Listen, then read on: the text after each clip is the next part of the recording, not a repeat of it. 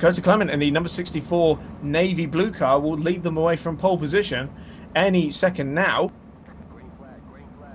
Green flag's being waved, and Dakota Clement leads the field away ahead of Gary Thomas, and Ishmael Basso is immediately trying to challenge for second place, but Gary Thomas has got a bit of a run on the leader as they head into Copse Corner, but nicely spaced out. Got John Cox trying to get up the inside into third place as well. Andrew Bollum and Stuart Elder getting through nice and cleanly as well. Again, looks like a very clean start so far. Michael Distelhoff is he's off. He was trying to challenge, and we've got a few cars off down at Maggots Corner, unfortunately. But up at the front, it looks like a pretty clean field. Gary Thomas is one of the cars off the road. But Dakota Clement leads the way. He's just coming around Luffield now, and will finish his first lap. But he's got John Cox right up his gearbox and challenging him on the exit of Luffield. They're side by side as they go into Woodcote Corner, and John Cox takes the lead at the end of lap 1. So Dakota Clement second, Ishmael Basso third, then a big gap back to James Wingfield. Actually, no, it's Carsten Lemke in fourth place. So he was blipping in and out, didn't see him. So he's in fourth place ahead of James Wingfield. And then John Lang, brilliant opening lap for him, 24th to 6th ahead of Grant Berger. Richard Spanner's ready, who's up on the outside of Steve Ficacci as they go into Maggots Corner. Although he's coming under a bit of pressure from them now. He's got a real good gaggle of cars behind him. Ian Rasmussen, Adam Rosell's right involved in that as well. Matt Trumpet's not too far behind, but Spanner's going defensive as they go into Luffield's corner, or into Brooklands and into Luffield at the right-hander. Ficacci had a look up the inside, but thought better of it. Now as they exit the corner, Ficacci's got a run on him. Is that some damage to his rear wing? Indeed it is. So the reigning MX5 champion is running with a bit of a broken car, but that's not stopping him putting the move on Spanner's Ready into Copse Corner. And Spanner's been pushed wide. That's Erasmus. Oh, and Ficacci's round because maybe that damage on that rear wing meant his rear end's unstable. He is out of the race. It's a shame for him because he's had a real up and down day so far, isn't he? And we thought he was coming back strong, pole position after a difficult race in Okayama, and it hasn't gotten any easier for him here at Silverstone. Ishmael Basso has gotten himself up into second place and is challenging John Cox for the lead. So Dakota Clement actually down in fourth, it would seem. James Wingfield now in third, then Dakota Clement and Carsten Lemke. Although not for much longer because he's coming around the outside of him into Copse Corner. Actually, Clement is out wide, and that's going to be an easy move for Lemke, surely. So they get into Maggots, and unfortunately he is still blinking in and out, so maybe we take a look and see how John Lang is doing. He's also getting... Oh no, he's made contact with Clement, and they're both round down at Maggots Corner, so that's real unfortunate for him. It is, and somebody that's promoted actually is Alex Van Gien, who's gone from 31st to 10th, or at the end of the last lap, so he just made another couple of positions there. So he is really rocketing up the field. What can he do for the rest of this race? Yeah, he's been a brilliant opening couple of laps for him, and he's staring down the back of Adam Rosedale's in the Daniel Ricciardo helmet colours on his car, with Ian Erasmus just ahead of them as well. So as they go over the line, that is now 8th place for Alex Van Gien. What a race 3 he's having so far. Meanwhile, up at the front of the field, Ishmael Basso has taken the lead away from John Cox and is pulling away. He is, and if I'm right, I think we can go to John Cox. John, you are on the air. How are you doing? John just got passed by Basso there. I am hanging in there, guys. How are you guys doing? Yeah, really good. This is a fantastic race you got going on up there. So you've got a couple of fast drivers coming up behind you. What do you think you're going to be able to hang on to this podium today? Yeah, absolutely. No threat from Philpott or any of those guys. Well, we're rooting for you, mate. Best of luck. Thanks, guys. I was just going to say, Philpott, so from 40th on the grid, is 22nd. Pretty good for him so far. Keeping it clean, at least, it would say. And Hatton is 4 places ahead of Sam Harper. So crucially, more championship points being gained. Van Gien making a move up the inside into Copse Corner, and that is now 7th position for the Missed Apex Motorsport debutant. So brilliant performance so far from Alex Van Gien. He's got a bit of a gap ahead of him up to Grant Berger now. He's got about 3 seconds to make up, so the guys in front of him are pretty quick, so that may be as far as he gets for a little while. So 6th place, I should say, for Van Gien. But the timing doesn't update quite as regularly as the one you're seeing on the screen. And Andrew Bollum that's just gone off in front of them. I thought for a second that was full position, but he's one of the back markers. So nothing gained for Van Gien just yet. Ishmael Basso pulling away 1.5 seconds ahead of John Cox now. And he has half a second over James Wingfield as they went over the line to start lap 7. So we'll see if Van Gien can make his way further up. He has got 2.8 seconds to Grant Berger. Oh, sorry to cut across you there. John Cox out of P2 has just lit up the tyres and spun round, and that is him. Oh, he's dropping so far down. That's such a shame for him. Oh no, he's hit Van Gien. Oh. I think Van Gien's gotten away with it though. Oh, Sam Harper is spun. The championship leader before this race has spun out of Maggotts Corner, and he is going to be losing plenty more points to David Hatton at this rate. So we'll see where he was in 13th place from 35th on the grid at the start of this lap. We'll see where he is as they come over the line.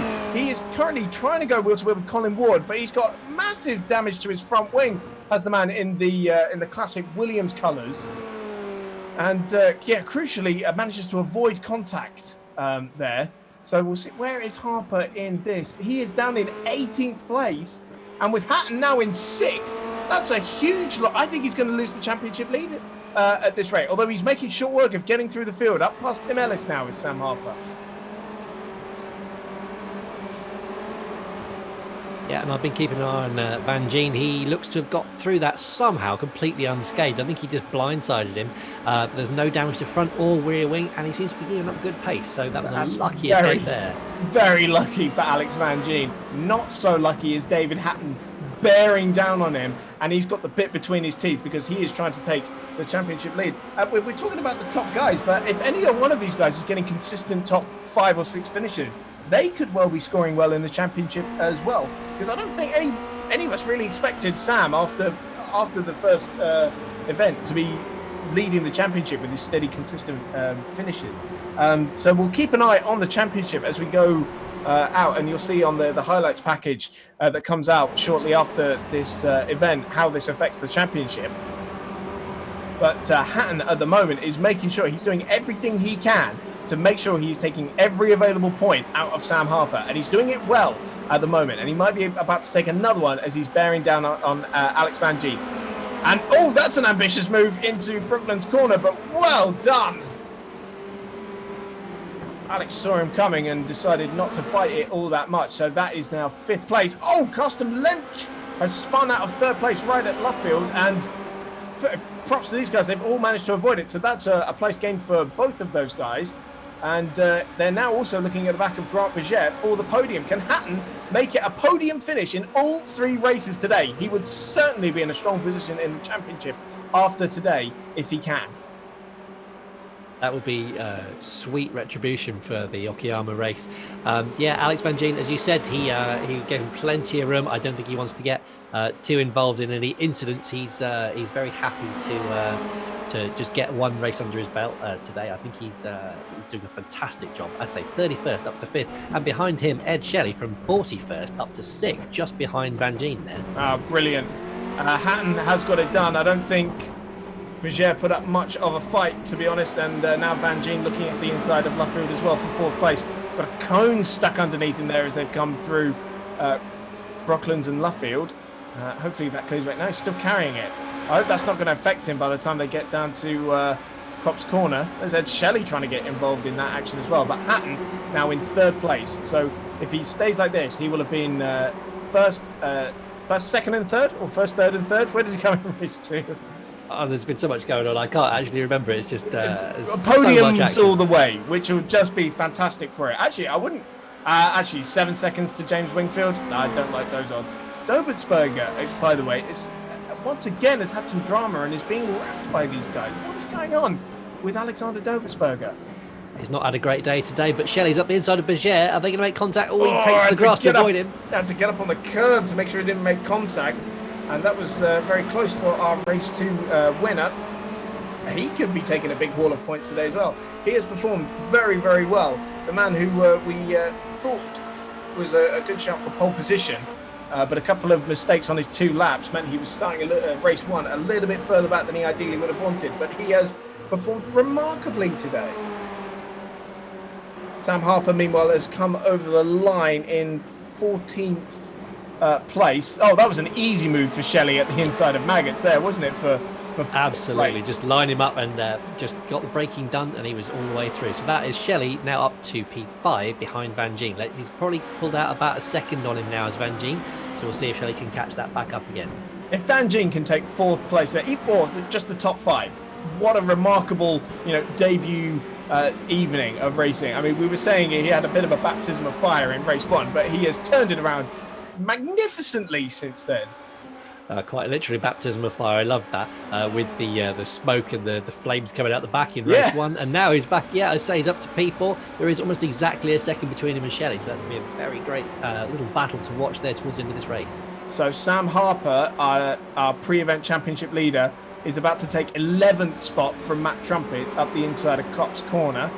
So how many points is that now that he would lose? I think that's 8 points, but bearing in mind he only had 11 on Hatton, he's lost points at every single race tonight. He isn't the championship leader anymore, surely. No, it's a bit of a nightmare for him. I think he does make good progress in this race, though. It's one of those days for him. He's going to lose that lead. I think through this whole championship, it's going to be really hard to call right up to the end because it's just such swings and roundabouts. Well, with 42 points. Let's say if we keep this 42 car grid, it's 41 points available for a race win, and so we could have massive swings and roundabouts, see right down to the final race. So Harper now in a top 10 position. Again, damage limitation. He hasn't had a lot of luck tonight, but man, if he isn't doing great at some damage limitation. Oh, Shelley and Van Gien side by side into Luffield, squabbling over 4th place, and Shelley is trying to. Oh no! He's spotted Van Gien! Oh, what have you done, Ed? Oh, he is not going to be a popular man on the podcast this weekend, I don't think. But Van Gien, he's managed to get it going. I don't think he's lost too many positions, actually. What a shame for Van Gien. I think he's only lost 1 or 2 positions, though. He might have gotten away with it. 7th place. Still going to be a really good one, but he's got Sam Watley all over the back of him as they go into Copse Corner.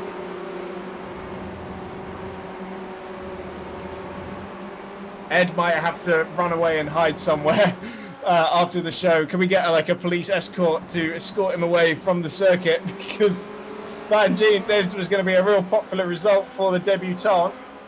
And still will be, really. He had the patented Van Gien dive bomb done on him, and look how that turned out. Yeah. If anyone's used to seeing how that one plays out, it's Carl Power, and he will probably not appreciate it all that much.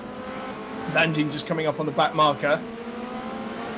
Got to be careful here coming out of Luffield. This has been a bit of an error of spot. And get through it. He's just gapping Watley now. So maybe there was an error on the timing screen somewhere because he's in 6th place. Now, so I think he only lost out to John McClintock and Grant Berger. McClintock, by the way, very slowly has just been making his way up the field from 19th to 4th. So great drive by him. I will say David Hatton is closing that gap somewhat, but nowhere near at the rate of length he needs to challenge James Wingfield for 2nd place, who is about to start his final lap. The final lap of the night for the Formula Renault Challenge tonight. Ishmael Basso, and it's going to be a 6th different winner if he can just keep it on the road now ahead of James Wingfield.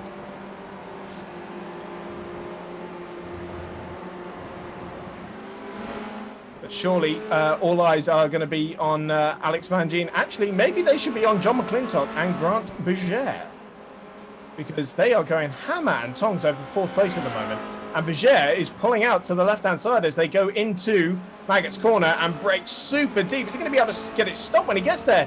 He did. What a brilliant move. That was absolutely stunning. He got a really good run on it. I think McClintock just got on the inside line, didn't want to lock his brakes and understeer into him. So that is perfect for him. And here comes Ismail Basso across the line. Coming across the line now. And it is a 6th different winner in the Formula Renault Challenge. Ismail Basso takes his first win ahead of James Wingfield, and David Hatton completes the podium. What a night for Hatton, as he makes it 3 top 3 finishes in 3 races and is surely launching himself into championship contention. John McClintock with that epic scrap at the end is just pipped by Grant Berger at the end, and Alex Van Gien is 6th. Where did Sam Harper in the end? He made it 8th. So he lost 5 points to David Hatton in that one. And, well, yeah, the championship order is going to be a right muddle at the end of this one. But Sam Harper has done just a phenomenal job at minimising the damage. And let's give credit to Alex Van Gien. What a debut for him. Brilliant final race there. So real positive for him. Sam Watley in 7th place. Barry Kemp in 9th, and Edward Shelley complete your top 10.